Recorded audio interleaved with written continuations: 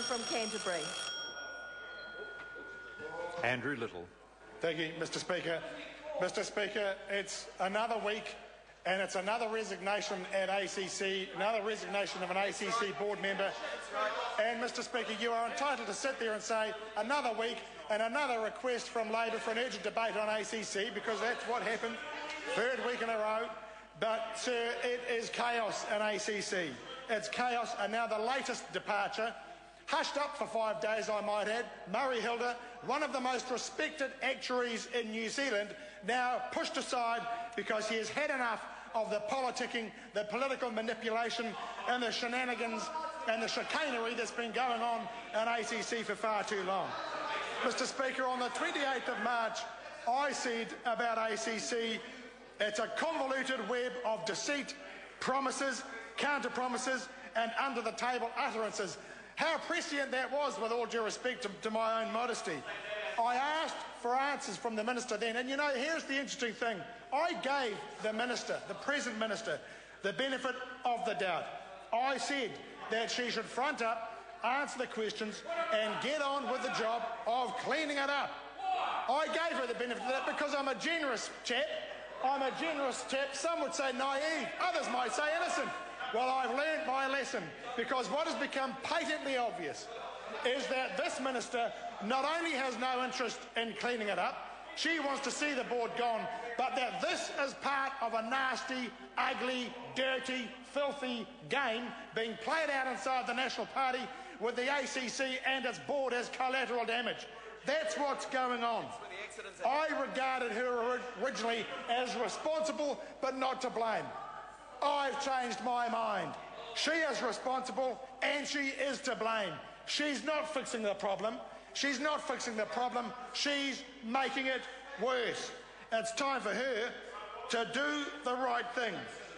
It was bad enough that there was a privacy breach to begin with. It was bad enough that ACC didn't seem to respond effectively. And it's bad enough that since the privacy breach, there have been even more privacy breaches. But none of this compares to the prevarication, the evasion, the dissembling that has gone on in this House with the Minister failing and refusing to front up. And no wonder, because it is quite clear that her conduct is not the conduct of a reasonable and responsible Minister. Her conduct is the conduct of a sociopath, Ms Tully, and Morris Williamson understands that because he's worked with too many of them for too long, and he sees sociopathic conduct when he knows it. Here is what is going on. All we wanted was straight answers, but Judith Collins needs to understand that it's not just what is said in this House that counts, it's what is said around the well-heeled, well-fashioned dining tables of the middle class around New Zealand. They're not called the chattering classes for nothing, I can tell you. They are chattering. They are chattering. And what they are saying is this, is that Judith Collins, when she got the news of the mass privacy breach, called the Chief Executive and the Chairman of the Board to her office in Auckland, and said to them, what is going on? Gave them a dressing down, bawled them out, gave them a dressing down and said, it's not just a question of sorting out the privacy. I want you to go after Michelle Bogue. Go after Michelle Bogue, because that is her plan. That is her plan. And she told them what happened at the meeting on the 1st of December. And let's remember too about the meeting of the 1st of December. The meeting of the 1st of December where this was arranged to benefit Bromwapula. Michelle Bogue was there. No threats, no extortion. A polite letter from ACC the day after, and nothing for 3 months.